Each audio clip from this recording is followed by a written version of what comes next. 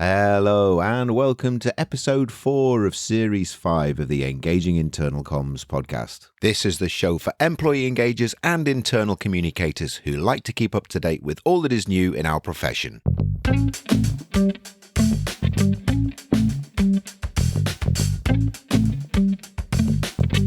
My name's Craig Smith from The Big Picture People. Just a quick introduction, just going to give you a quick heads up on what we've got coming up in future episodes. Next week we have a bonus episode. So on the 20th of February we have an extra episode. We normally do fortnightly shows, as you know.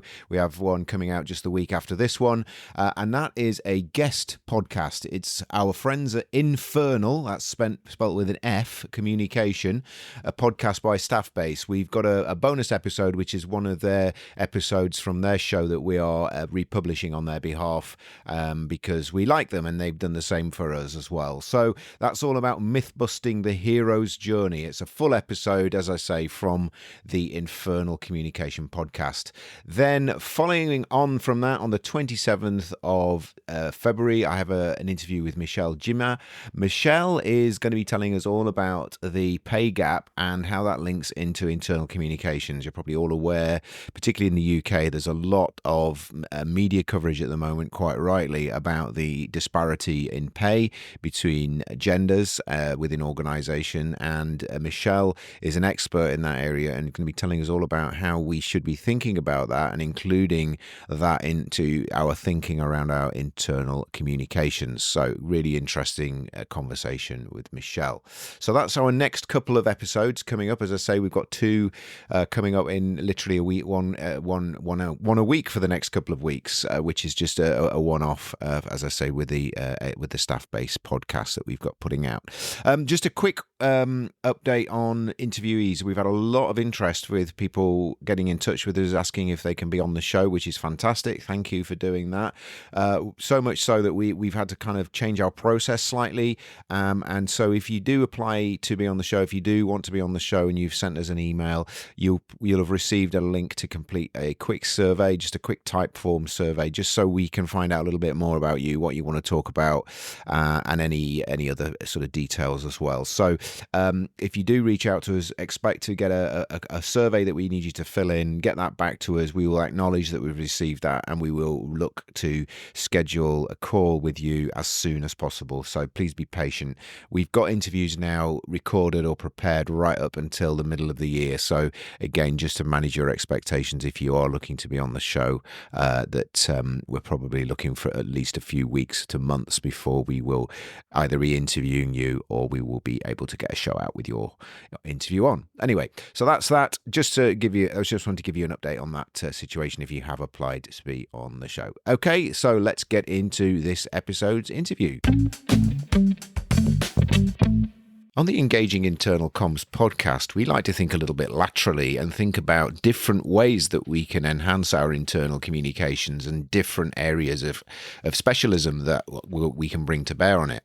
And today we're going to be turning our attention to the world of espionage, and we're going to be speaking to a retired spy. Now, you might be thinking, well, what's the relationship between espionage and internal communications? But as you're going to find out in this interview, there are many. Espionage and being a spy, and in this case, a contact handler in a war zone, involved being able to build a rapport, being able to communicate what's going on, being able to take information and feed it back, and also being able to build strong relationships with people. And we're going to be finding out some really fascinating stories about our guests' background. They're going to be telling us all about how the importance of building awareness of your environment, your situation, yourself, and your legacy are an important part of working in that arena.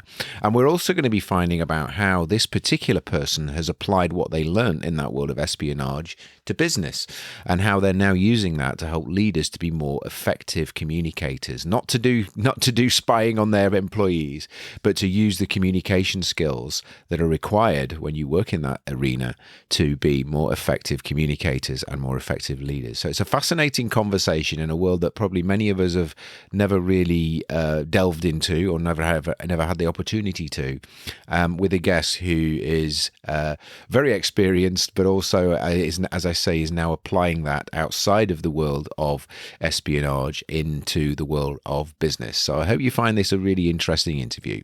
My guest today is JJ Brun. JJ is a seasoned veteran of the intelligence branch of the Canadian Armed Forces, who served with distinction as a contact handler on the ground in Bosnia and Herzegovina. Years within the discrete world of human intelligence and counterintelligence have driven JJ's desire to understand human behavior's intricacies and pass on the complex notion of interpersonal communication. JJ now works with business leaders and organizations who want to learn how decoding human capital can gain them a competitive edge in business and in their personal lives. And all of this by thinking like a retired spy. So, hello, JJ. How are you? I am great. So I mentioned then that you're you were in the Canadian Armed Forces. So you are in Canada. Just for our listeners, whereabouts in Canada are you, please? I'm 10 kilometers from downtown Ottawa. So our national capital city is Ottawa. I'm just across the river in the province of Quebec. If you know a little bit of Ottawa, it's divided by a river. So Ottawa is in the Ontario province, but Gatineau is on the Quebec province. Just for the sake of our viewers, just say that I'm from Ottawa. It's easy to find. From Ottawa, yeah. And you said you're having your first snows of the season there. So yes, this week we got 2 snowfalls, so the ground is not frozen yet. So it basically turns all white, then all muddy. So we're getting into that season. Wonderful, wonderful. Well, I'm sure it's not, but it paints a picture anyway. So, JJ, I kind of gave a very canned history of what sounds like a fascinating backstory to what you're doing now and where you've come from. Would tell us a little bit more about your career and how that's led to you to what you're doing now? That just elaborates on what I mentioned there at the beginning, please. Well, I had 2 careers. The first one in the military, where I served over 20 years. So I had a fight with Dad when I was at the university, and I was tired of being told what to do. So I left home and I joined the military. And that makes a good Hollywood movie. I was just my temperament style, my personality, my character. I was just. I guess I didn't like to be told what to do, but then it doesn't make any sense that you join the military. Yeah. However, to find out that I was wired, as in for that line of work. So within the military, I did 5 years with the combat arms. So I was with the French regiment, so the Royal 22nd Regiment, Le Royal 22e. We often refer to them as the Vendus. So I did 5 years with them, and my first operational tour in Cyprus was peacekeeping with the 3rd Battalion of the Royal 22nd Regiment. And then after 5 years, I sensed that I needed to prolong my career because I was very hard on myself physically.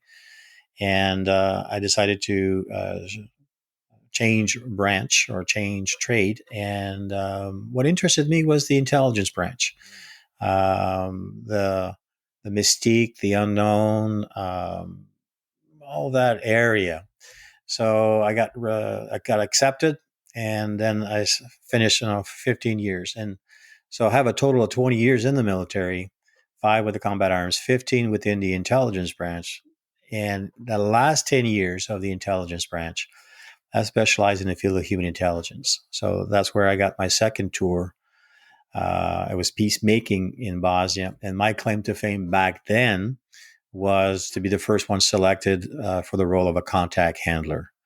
So I was sent over to the UK to be trained as a contact handler, multicultural team that was there. We had, I think, 7 different nationalities on that course, I being the Canadian represented, and then from there deployed into that hostile environment where we had to cultivate sources, determine people's attentions, and modify their behaviors without the use of any Jedi mind tricks. Ah, right. Yeah. And, So and and so that contact handling, then I guess we've all, as civilians, we probably have an idea of what that looks like, and you've kind of given a little flavour of that. What would a typical day look like for an intelligence officer stroke contact handler? I mean, I'm sure there were no typical days, but give me an idea of some of the things that you'd be involved in there, Jed. well, we would be operating in a safe house. So for us back then, we were operating in a villa in Medjugorje. We wouldn't be doing it the way that it was done back then today, because the risk would be too high, because we were in uniform back then. We were in uniform, living in the local population. And Medjugorje is a religious site that wasn't too affected by the war in Bosnia.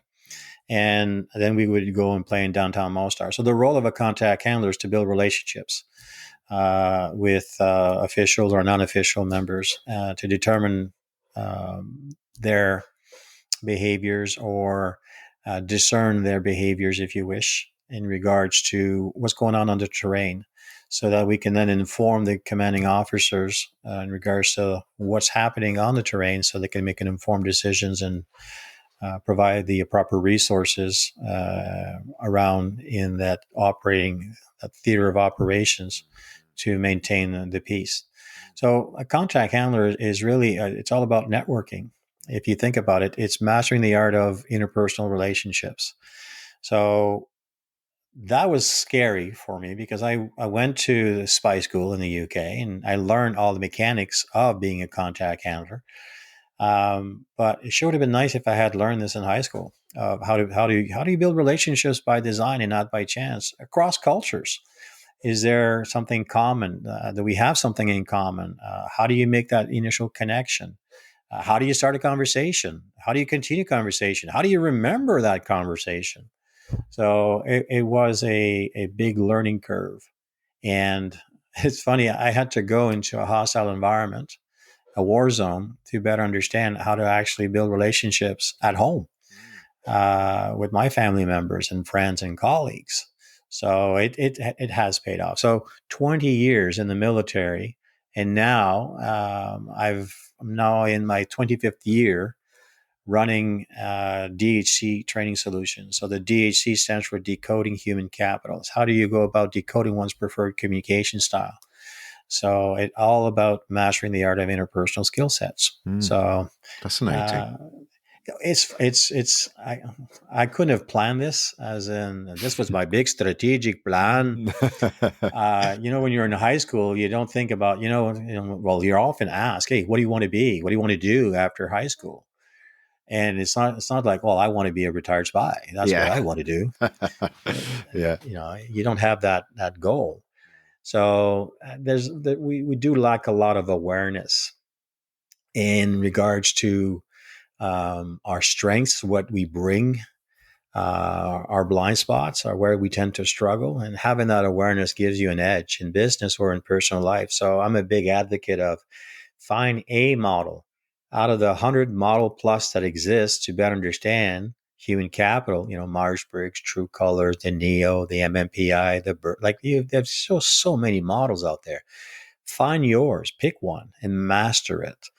And that's what I've done. I use the 4 temperament model of human behavior, and it helps me to better understand people and understand how to decode one's preferred communication style, and then basically say the same thing in a different way, so that they can receive it and not resist it. Yeah. It Yeah. makes a big difference. Yeah. And I'm still at it, and I'm still enjoying it. I get a chance to travel all around the world now, and training and teaching and accrediting and certifying people in how to utilize that model in their That's brilliant. business or in their Yeah. personal life. Yeah. So I mean, you thank you. That was very, very concise, but also very, very kind of informative. So in terms of you said you had to learn to be able to handle people, deal with people, build rapport with people, and you had to, you couldn't use Jedi mind tricks, and you couldn't use any kind of underhand technique. So was this your first immersion in this idea that I need to change my style of communication to get the best out of these people? Or was that part of the training that you had, or was it a bit of a mixture of both? Oh, it was not part of the training. No. The training teaches you the mechanics of a contact handler, because a contact handler has to set up a meeting with the individual, has to travel to safely to that locale, has to provide cover for the team, or you are the member inside. You have to learn how to do an extraction. You know, as a, how would you take somebody off the street without people noticing? You know that. How do you gain information? How do you gain? So you go through all of the mechanics of what I felt was missing for them is to teach us how to be better actors, or how to utilize a model to better understand. Like if I'm meeting with a contact, whether it's in an official capacity, or an official capacity would say he's the mayor of Mostar, or an unofficial capacity would be that you're the gatekeeper of a parking lot. Everyone has value. Everyone has information. Everyone has a message. Everyone wants to tell a story. You just have to provide them an opportunity for them to share their story. Everybody wants to talk all the time. You just have to find their hot button. So, how would you go about engaging into a conversation? Well, I didn't learn that at the spy school. I had to learn that on my own, because I'm a fan of I'm a big reader, so um, I have my own 10 questions that I use as in the 10 most effective feel good ice breaking questions. So if you master those questions, you will always be able to engage into a conversation with anyone, anywhere, anytime. So I'm like, well, I can memorize that. I'll never have enough time to ask the 10 questions. But the 10 questions are very much open ended questions. And there's also a 3, 4, 5 approach that I have. See, I'm very systematic, and it's sad.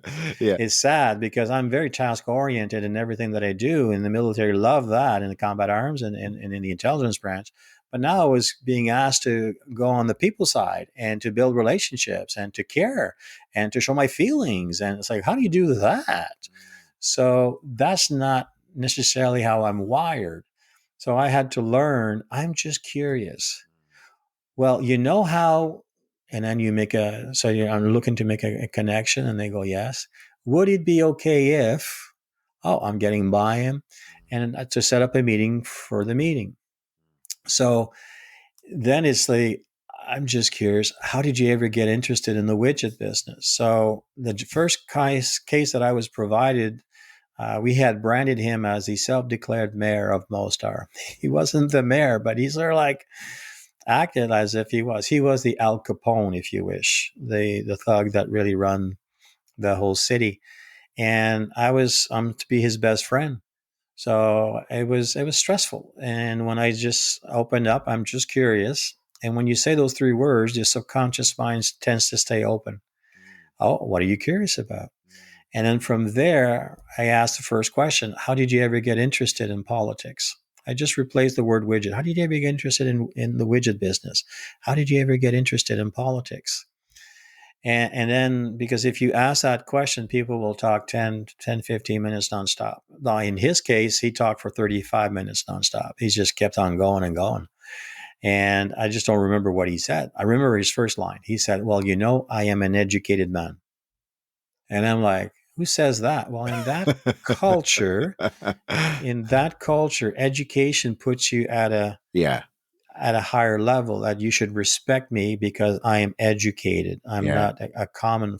So he wanted to be edified, and so you cannot not communicate. Everything that you say has value, and then from there you can assess where you're actually at and what is his preferred communication style. And then when you look at it, there's really just four approaches. You can communicate in a firm manner, you can communicate in a fun manner, you can communicate in a friendly manner, or you can communicate in a factual manner when connecting matters. So I discerned how to decode one's preferred communication style. And then from there, I now teach it with others, because rapport is it's a key area, and this is in business or in your personal life. It's the highest state of relatability you can have between two people. Rapport is where they say yes to you. Rapport is where they sign that multi-million-dollar contract. It doesn't happen by accident. It takes effort to get to rapport. Now, part of that journey is that you're going to have to establish trust, or trust is given. So there's two different axes. It's very much like climbing a ladder. Climbing a ladder requires effort and energy. Building rapport requires effort and energy. On one, the ladder has two legs. So let's just say on the left side, that's a task. That's a task, as in, if you're going to establish trust with people that are more task oriented, trust is earned based on proof. So I'm going to have to work at it to get them to trust me. But on the people side, it tends to be given by faith. They'll give it to you until you lose it.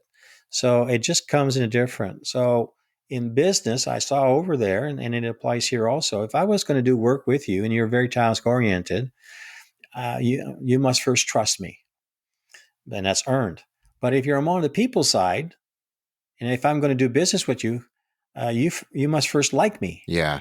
So I have to build a relationship first. Once I have a relationship with you, then you will trust me with your personal information. Yeah. But on the task side, once I have earned your trust, you will see that I have value, and you will want to have a relationship, but it's more of a professional relationship or a partnership with me. Yeah. So trust comes in and relationship comes in at a different state, but you need to know before you show. You need to decode one's preferred communication style so that you can climb that ladder, or else you're going to miss a rung. And you know what happens when we miss a rung when you climb that ladder? Yeah, it can be painful. Oh my gosh, it's all the way down.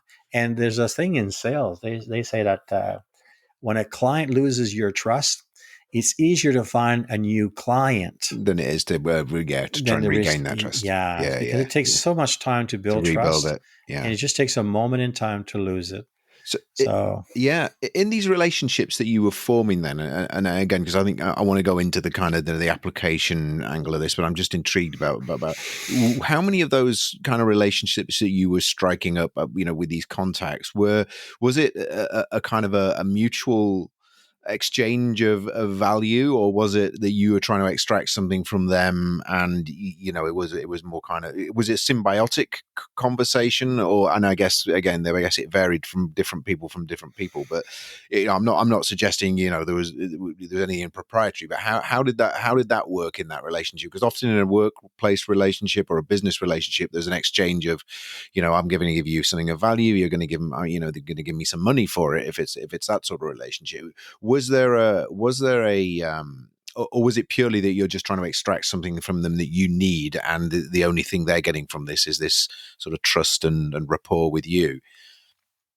Well, from the get-go, we're taught at I call it the spy school, but I've got this idea of this school with the spy school written outside it. Well, it's because the barrack does not exist anymore in the UK, because you built a tunnel, and the tunnel went right underneath the base. Okay, not ideal. So the base got moved to Chicksands. Okay. But we were taught from the beginning that you don't pay for information, because if you start paying for information, they just give you a lot of information. The more information they give you, the more money that they're going to get back. Yeah. And you don't evaluate. So it's something that I was taught, that you don't pay for information. Yeah. You do. And I wasn't implying that it was, I was more around, was there an exchange of value, not necessarily financial? There is an exchange of value, because they want their voice heard. Right. So as an example, that self-declared mayor of Mostar, my name being French, Jean-Jacques Joseph Brun, and I went by JJ. I was branded by a British colleague. They couldn't pronounce Jean, but they could say John Jack. Hey, John Jack. And then one day a British colleague came into the ops room, and he needed something on my desk, and he said, "Hi, Jai Jai." Yeah. And I connected the dots. We were only us in the room, and I'm like, yeah.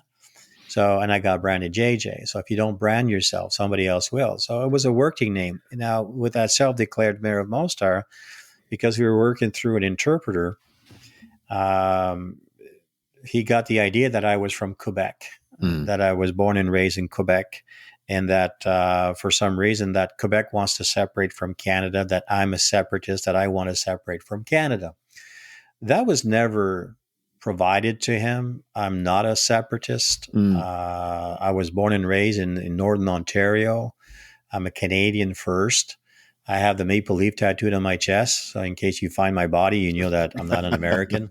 Yeah. But it's like I didn't feel obligated to correct him because when you are interacting with people, you're either going to complete that interaction or compete with that interaction.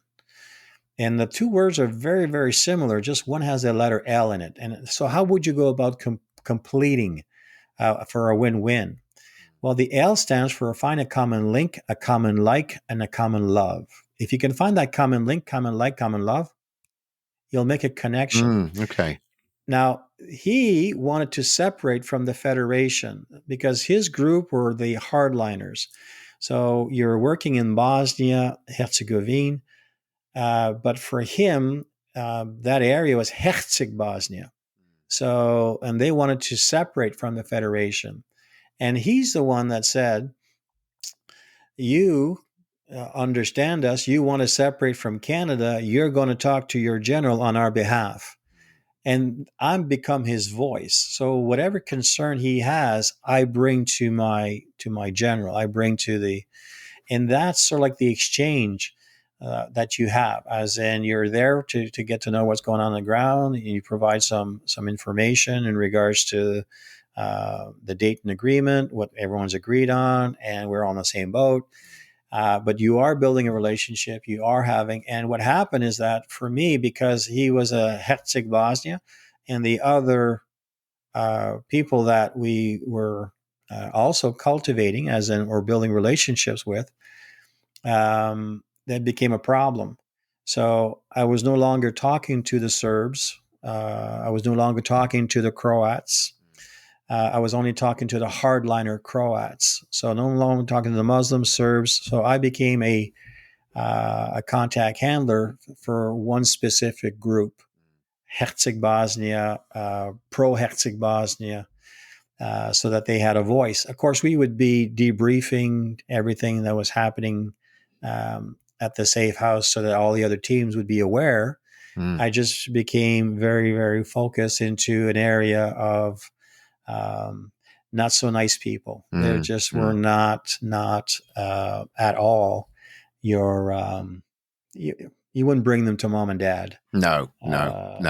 So they had a voice. They had a way of getting the message through me to go, and then you had to be able to quid pro quo, as in I'll share you some information, you share me some information, but you have to be careful. There's a fine line because you can't promise anything. No. You can't promise them that you're going to get them a passport. You can't promise them that you're going to get them a vehicle. You can't promise them any money. You can't promise them anything, and you let them know. But people still want to talk. I remember there was one time we were invited for a supper, a gathering, and we had no comms. As in, this was an area that we were not going to have any comms, and and it's like, okay, we're going to have checkpoints where after 2 hours we need to go into a certain area to connect with somebody, to let somebody know, to let somebody know, to let somebody know that we're still okay. Yeah, it was you wouldn't do it this way because we didn't have any comms back then. It was a multicultural organization. It was not an all Canadian. I was not in an all Canadian unit, and we were there at that supper, and they were very much family, but everybody, Craig, everybody had their assigned seating. As in the propaganda guy that talks on the radio was completely on my at the end of the conference table on my right. The thug that was going to break my legs were on my right. The self-declared mayor sat right in front of me. The Franciscan priest, mentor, old crusty, he was so old, right there on his left. Hey, by pure accident, by pure coincidence, I had somebody that spoke French to me on my left. The interpreter was on my right, and then I had my business partner, German. Hey, pure coincidence, just beside my German partner, there was somebody that spoke German. Everybody had their seating assignment. And it was funny how the whole goal was to get us drunk because they were serving us a wine in our water glass and they were just tanking it up every time you turn your head. And the self-declared mayor was always adding mineral water to his wine. And I looked at that and I'm like, I'm not going to last the evening if they keep on doing this, because in that culture, they evaluate you by how much you drink Right. and how much you eat. Yeah. And we'll see if you're going to come back.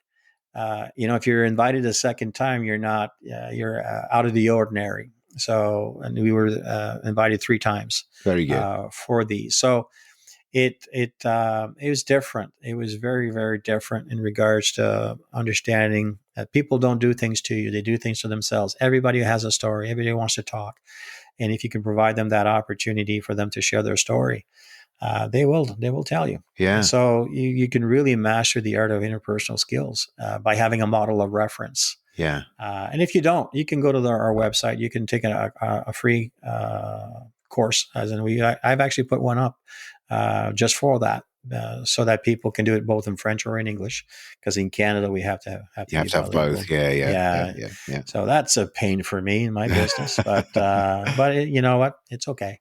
But I wish I would have had this one in high school. It sure would help with my relationships with mom and dad and my brother and understanding. Yeah. But then again, your mess is your message, right? So I had to go through those character building moments.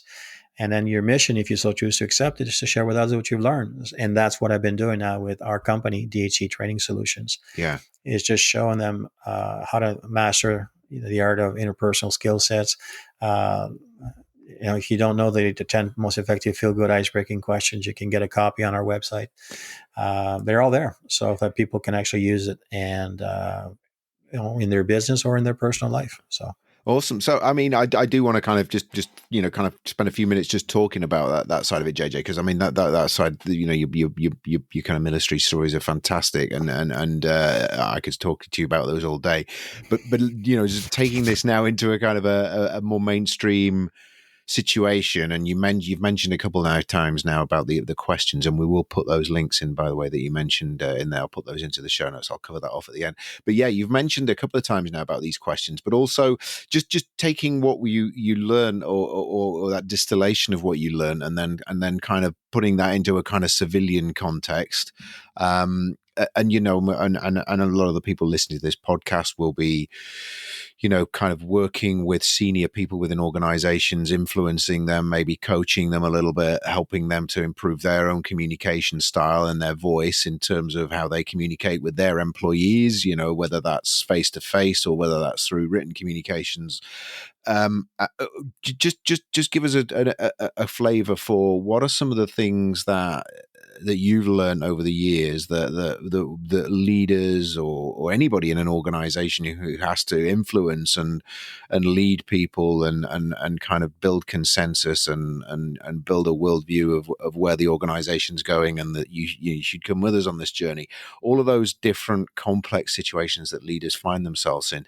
Just tell us a little bit about what you've learned about influencing people and all of your human capital, decoding human capital work, JJ, that can apply in those situations. I know that's a big ask in a few minutes, but if you can just kind of give us a distillation of that. I was like, kind of tell us all about like kind of the Encyclopedia Britannica, and you've got 5 minutes to do it. So, but 5 minutes. Oh my gosh! No, you haven't. You've got a little bit longer than that. But no, but just I'm just really interested in that application from a kind of practical perspective on a day-to-day basis. All of those things that you kind of self-taught yourself, and then now are teaching others to use.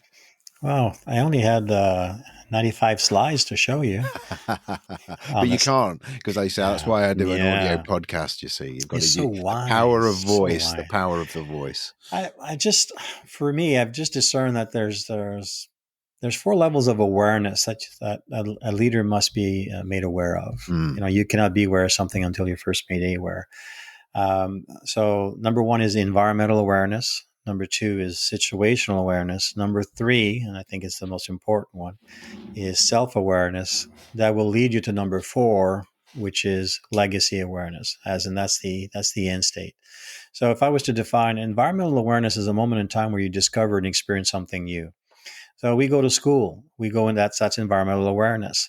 So after high school, I went to university. After university, I went into the military. Military also has school systems in there, programs that you learn. You learn how to, first aid. You learn how, a military drill. And that's not using a drill, but it's actually learning how to walk. I forgot about that one time. And the learning how to fire a weapon. So there's different types of weapons, and you pay attention when you have to throw grenades. So that's environmental awareness. It's a moment in time where you discover, experience something new. So when I went to spy school in the UK, I was as a contact handler. I discovered, experienced something new. Situational awareness is a moment in time where you get to apply what you've discovered and experience in environmental awareness. So situational awareness is a moment in time where you're actually foot on the ground. Nothing will prepare you to go into a war zone. So when you go, like not too long ago, I went to Berlin. Well, I had a picture in my mind what Berlin is, but it's nothing like I read everything on Berlin. So that's environmental awareness. But when I got there, that's situational awareness. So once I was there, I could discern what can and cannot be done during that week in Berlin. That's situations where you get to apply what you discovered and experienced in environmental awareness. Self-awareness is a moment in time where you discover your strengths and you understand how to protect yourself from yourself in times of need. So we're all wired differently. And like I said before, there's many models out there. Pick one, find one. Discover your strengths, right? And stay in it. If you stay true to your core values, to your strengths, you will never burn out because you're wired for something. You're wired to make a difference in people's lives based on your strengths. Your strengths will carry you. Your lowest traits should concern you. I use the 4 temperament model of human behavior. You pick your model that you want to use. Each model was designed for a specific application. So I have over 30,000 hours in the 4 temperament. I'm an executive master trainer in it. I certify people. I train other people to become master trainers. I've just invested a lot of time into that one behavioral tools. So pick yours, find yours, but that's self-awareness. But the key here, I haven't seen anyone that succeeds in legacy awareness that does not have a strong sense of self. Because legacy awareness is that's the moment in time where everything you've invested in your life outlives your life. And that's what people want. We want to make a difference in people's lives. We want to leave that mark that our life mattered at one point. I've noticed that in today's time, we tend to navigate more into what I would call the environmental hostility spectrum. Big words. It just seems that there's just a little bit more hostility in everything. You're with us or you're against us, and it's like, why can't I just be in the middle? Why do I have to be on one side or the other side? So how do you navigate through life? So there's this spectrum. I call it the environmental hostility spectrum. And if you navigate yourself completely on the right side of that, so if you're looking down, let's say on a piece of paper and you have a half a moon, on the left side, let's say of the environmental hostility spectrum, those are more the task oriented persona, if you wish. They could be fast paced, they could be slower paced, but they're very, very task focused. They like for you to report and not relate. They want you to, they see you as value and not necessarily as caring for you. They think things through. They're very task oriented, but they navigate on that edge. Now, completely on the right side of that spectrum, that's the people oriented side persona. Now, if you're at that edge, well, you like to relate to people. You don't like to report to people. You like to relate with them. You care about people. You don't value people. You care about people. and you feel versus think about things. Mm. So when we're navigating on these edges, what happens is when you get a rogue wave or you get life's character building moment, it pushes you in the rocks. You'll beach that craft. And you have to learn to navigate from the center of the environmental hostility spectrum, not on the edges, so you can tack your way through. Because when you're able to see you're sailing, you're able to see the environment that you're in, you're able to adapt. It's like decoding one's preferred communication style. I look at the two P's, as in, what's the pace perspective here of this individual? Are they fast paced? Are they slower pace? That gives me an edge. I'm like, that self-declared mayor. Oh, well, I think he's a little bit more fast paced and everything. So, okay. Now it's like, okay, fast pace. Does he lean more on the task side of thing or does he lean more on the people side of thing? Well, he's not Mr. Smiley. His physiology does not show me a lot of people traits, but his physiology does, and the words he chooses to use shows me a lot of potential task traits. I'm sensing he's from that deep persona quadrant. And okay, so if that person is a little bit more outgoing and task oriented, I will need to communicate to that person in a firm manner. That's their preference. But if they're more outgoing in people, no, they will need for me to communicate in a fun manner. Oh, well, if they're more reserved in people, well, that's got to be friendly. I'm going to have to, slow down and be more kind and change my tone and friendly. Oh, if they're more reserved and very task oriented, just a facts. So I'm going to have to talk in a factual matter. So by decoding one's preferred communication style, the two P's, there's always a pace perspective. There's always a priority perspective. It gives you a start point of finding the persona that they will best respond to. But the key here is to be able to say the same thing in 4 different ways. Can you say it in a firm manner? That self-declared mayor of Mostar, I started in the F quadrant. I said in the friendly quadrant. I just wanted to be the friendliest person ever. And then he would put his hand up at me. He would stop looking at the interpreter. He would put his hand up at me and would say, I know who you are. And I know what you do. And then I'm like, oh my gosh, she's challenging me. So I go back into my cover story, deep dive even more, blah, blah, blah. And for the second time, he stops looking at the interpreter. He puts his hand up and looks at me straight in the eyes again and says, I know who you are and I know what you do. And I'm like, well, that's not going to be strike three here. I just looked at it and said, well, then let's get down to business. So I went from friendly to firm. And that's where we made the connection because then he saw that, okay, I can speak his language. And then he opened up his circle of influence at that point. So there's an edge that you can get when you can discern one's preferred communication style, when you can say the same thing in 4 different ways. Hey, and you can also use this for your kids. Because you wouldn't raise them the same way because they're not wired the same way. My son is not wired the same way as my daughter. And I had a fight with dad when I was, I left home when I was 20. And my son left when he was 25. My daughter left when she was 25. Under control. So it's not because we had a fight.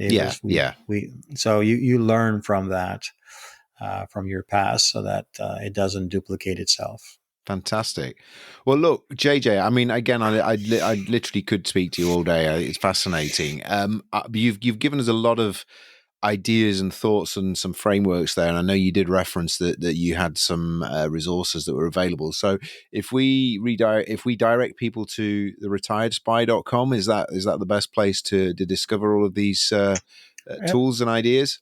Absolutely. Retiredspy.com. And there's also a place in there that you can connect, as in you can see my calendar, which part of the world I'm at. So if you wanted to share coffee. Excellent. I'll have to do that. Well, next time you're in the UK, you must let me know. And if it's, I know it's easy to say, but yeah, it'd be really lovely to meet up with you. And finally, also your LinkedIn profile, which is coincidentally the Retired Spy. I'll put that link in there into the show notes as well. JJ, just before we wrap up, I guess just one final question. One thing the so anyone who's listening to this show, you know that you haven't covered already, that one lesson, one key thing that you've learned about life and communication and engaging with people from your time either in the military or after that, because I know you've been out of the military longer now than you were in the military, so it's sort of you've got equally rich life experiences post military. But what one kind of communication tip that someone can try, you know, this afternoon or today or whenever they're listening to this podcast, or tomorrow if it's the evening time, just one little thing that maybe from your kind of your broad range of experiences, JJ, that someone could apply Well, when communication breaks down, mm, and it will, blame the process, not the people. People don't do things to you. They do things for themselves. They have different needs, different expectations. So you're not talking the same language. So when communication breaks down, and it will, yeah, it will, just blame the process, yeah, not the people. This way you'll have an opportunity to come back and so not burn that bridge. So it's kind of like almost, yeah. I was always taught, you know, communication is the effect that it has, you know, and if the effect is not the right effect that you were looking for, then you haven't communicated properly. So it's kind of owning that the process and not blaming the person because they haven't done what you wanted them to do or not responded in the way that you expected them to. Yeah. Absolutely. Yep. Well, look, JJ, I'm sorry we you know we kind of run out of time for reasons we discussed before this the conversation started. So I'm really grateful. I think you know it's a fascinating topic. I'm kind of I do have a tendency to sort of be drawn towards my own personal areas of interest, and but hopefully you know our listeners kind of find that equally compelling and interesting. I think we have fascinating, you know, kind of when we hear stories about, you know, your life and in the military and obviously the work that you're doing now. And I think it gives us an insight into a world that many of us, you know, kind of think we know about, but obviously don't, but also how that has applicability, you know, in our modern challenged worlds. As you said, you know, there's a lot of polarization and adversarial ways of dealing with people. And I think this whole, you know, topic of influencing and taking people with us is an art that we need to embrace, and I think your work is clearly helping a lot of people to do that. So I thank you so much for what you're doing, but also thank you for sharing with us in this short conversation, JJ. My pleasure, and congratulations on your 4th season, my friend. Thank you. Soon to be Yes. 5th. Yeah, we Yeah. in fact, I think at the time this episode goes out, we will be into that 5th season. So yeah, yeah, what started out as a lockdown, a kind of adventure and a bit of a trial and error thing is sort of getting into now 4 years since. So yeah, so that's. Yeah, hey, but you know, like you say, if you don't try things, you don't know what your passions are, and you kind of sort of keep yourself in your box. So yeah, thank you for that, JJ. Thank you, appreciate that. Well, in February, if you want to connect, I'll be in Cancun from the 3rd to the 10th of February 2024, running a training program over there. So okay. yeah, and that's Cancun in Mexico, yeah? Oh, yeah. Yeah. You have a good exchange, so. There's actually a direct flight from where I live now. Really? It's a small provincial airport, but My gosh. you know, usually kind of Paris, Amsterdam, London, but now they've put a flight onto Cancun. So there you go. You should come. We have a membership there, so it's the Moon Palace, and you get $1,500 of credits for massage, manicure, pedicure, and it's beautiful. And then we just spent 3 afternoons together for a business growth or the disc for couples. So it's a couples retreat, a workshop for couples, or how to grow your business.